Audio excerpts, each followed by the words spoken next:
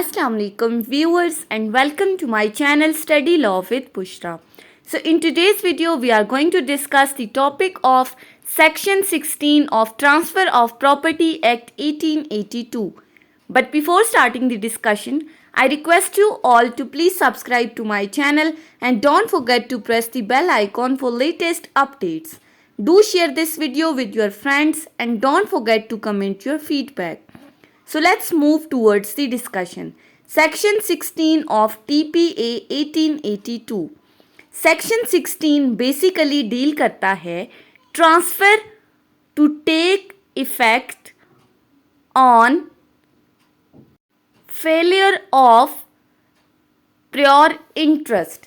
यानी कि अगर प्योर इंटरेस्ट फेल हो जाता है तो उस सूरत में ट्रांसफ़र का क्या इफ़ेक्ट होगा. सो पहले हम इसकी डायरेक्ट लैंग्वेज को देख लेते हैं. सेक्शन 16 कहता है where by reason of any rules contained in section 13 and 14 an interest is created for the benefit of the person or class of the person fails in regards to such person or class of person, an interest is created in the same transaction and intended to take effect after or upon the failure of such prior interest also fails. इस section को समझने के लिए भी ज़रूरी है कि आपके माइंड में सेक्शन 13 और 14 का कॉन्सेप्ट हो, तब आपको ये सेक्शन समझ में आएगा. सो अगर मैं इस सेक्शन को सिंपल वर्डिंग में समझाऊं तो सेक्शन 16 क्या कहता है कि अगर कोई शख्स किसी प्रॉपर्टी को ट्रांसफ़र करना चाह रहा है और जो ट्रांसफ़र कर रहा है जिसको हम ट्रांसफ़रर कहते हैं, अगर वो प्रॉपर्टी की ट्रांसफ़र के कुछ इस तरह से करना चाह रहा है कि वो एक प्योर इंटरेस्ट क्रिएट करना चाहता है. अब जब ये प्योर इंटरेस्ट की बात आती है तो आप लोगों को पता होना चाहिए कि सेक्शन 13 में हमने ये बात डिस्कस की थी कि प्योर इंटरेस्ट कब क्रिएट होता है, जब प्रॉपर्टी किसी अनबॉर्न पर्सन को ट्रांसफ़र की जा रही होती है, या फिर प्योर इंटरेस्ट उस सूरत में क्रिएट होता है कि जब ट्रांसफरर किसी एक या दो से ज़्यादा बंदों को सब्सीक्वेंट ट्रांसफरी बनाना चाह रहा है. ठीक है, 2 या 3 बंदों को सब्सीक्वेंट ट्रांसफरी बनाना चाह रहा है तो उस सूरत में प्योर इंटरेस्ट क्रिएट होता है. अब ये सेक्शन 16 क्या कहता है कि अगर यही प्योर इंटरेस्ट जो क्रिएट किया गया है, अगर यही इंटरेस्ट फेल हो जाता है, कौन सा प्योर इंटरेस्ट? वो प्योर इंटरेस्ट जिसको सेक्शन 13 और 14 रिस्ट्रिक्ट कर रहे हैं.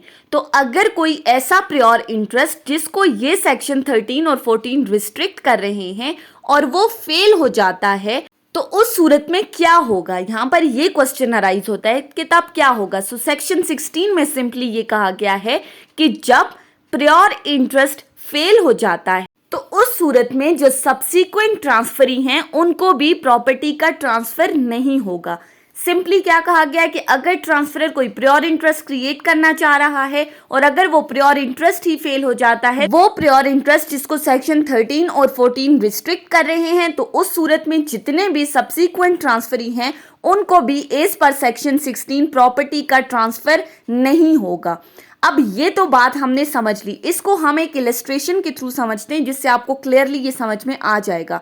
फॉर एग्जाम्पल, हमारे पास एक बंदा है ए अपनी प्रॉपर्टी ट्रांसफ़र करना चाह रहा है बी के अनबॉर्न चाइल्ड को, और वो क्या करता है, बी के फेवर में एक लाइफ इंटरेस्ट क्रिएट कर देता है. क्यों? क्योंकि उसे प्रॉपर्टी ट्रांसफ़र करनी है बी के बड़े बेटे को जो कि अनबॉर्न है, और साथ ही वो ये कंडीशन लगा देता है ट्रांसफ़र के टाइम कि बी के बड़े बेटे को प्रॉपर्टी उसी वक्त मिलेगी जब वो 30 इयर्स की एज को पहुंच जाएगा. राइट, ये थी पहली कंडीशन. और इसके साथ वो दूसरी कंडीशन क्या लगा रहा है कि if B dies without any child then the property will be automatically transfer to C. यानी बी का कोई बच्चा नहीं होता और उससे पहले ही वो मर जाता है तो प्रॉपर्टी सी को ट्रांसफ़र हो जाएगी.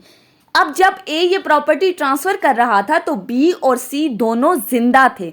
अब इन केस बी मर गया तो वो कह रहा है प्रॉपर्टी सी को चली जाएगी, लेकिन यहाँ सेक्शन 16 को अगर हम लगाएं तो यहाँ प्रॉपर्टी सी को ट्रांसफ़र ही नहीं हो सकती. प्रॉपर्टी का ट्रांसफ़र सी को होना वैलिड नहीं है. क्यों वैलिड नहीं? क्योंकि सेक्शन 14 के अंदर हमने ये बात डिस्कस की थी कि अगर आप किसी अनबॉर्न चाइल्ड को प्रॉपर्टी ट्रांसफ़र करना चाह रहे हैं तो उस प्रॉपर्टी की जो टाइटल और ऑनरशिप है वो ट्रांसफरर के पास उस वक्त तक रहेगी जब तक वो अनबॉर्न चाइल्ड अपनी मेजॉरिटी की एज को नहीं पहुंच जाता। और अगर वो मेजॉरिटी की एज को पहुंच गया है और उसके बावजूद ट्रांसफरर ने प्रॉपर्टी का टाइटल अपने पास रखा है तो इस सेक्शन 14 के अकॉर्डिंग ऐसी तमाम ट्रांसफ़र वॉइड होगी। इसी को अगर आप इस इलस्ट्रेशन के साथ रिलेट करें तो यहाँ पर जो ए ने कंडीशन लगाई है वो क्या लगाई है कि प्रॉपर्टी अनबॉर्न चाइल्ड को तभी पहुंचेगी जब वो 30 इयर्स की एज को पहुंचेगा। तो ये कंडीशन क्या होगी, ये कंडीशन ही इनवैलिड है, यानी आपका प्योर इंटरेस्ट ही गलत है। तो जहां पर प्योर इंटरेस्ट इनवैलिड है तो वहां पर सब्सीक्वेंट ट्रांसफरी जो सी है उसको भी प्रॉपर्टी ट्रांसफर नहीं होगी as per section 16। So simply इस सेक्शन में क्या बताया गया है कि अगर कहीं पर प्योर इंटरेस्ट फेल हो जाता है, वो प्योर इंटरेस्ट जिसका सेक्शन 14 में जिक्र किया गया है, तो प्योर इंटरेस्ट के फेल होने के साथ साथ सब्सीक्वेंट ट्रांसफर भी फेल हो जाएगी, सब्सीक्वेंट ट्रांसफर भी वॉइड कंसिडर हो जाएगी। ये था सिंपल सेक्शन 16 की डिस्कशन। सो आई होप कि आपको ये सेक्शन समझ में आया होगा। अगर आपने इस वीडियो को अटेंटिवली सुना है तो अगर आपको ये वीडियो अच्छी लगी है तो इस वीडियो को लाइक करें, कमेंट करें, चैनल को सब्सक्राइब करना ना भूलें और ज़्यादा से ज़्यादा अपने फ्रेंड्स के साथ शेयर करें। अगर किसी भी किस्म की कोई कन्फ्यूजन है तो आप कमेंट्स के ज़रिए मुझसे पूछ सकते हैं। Thank you so much for watching. Till then, अल्लाह हाफिज़।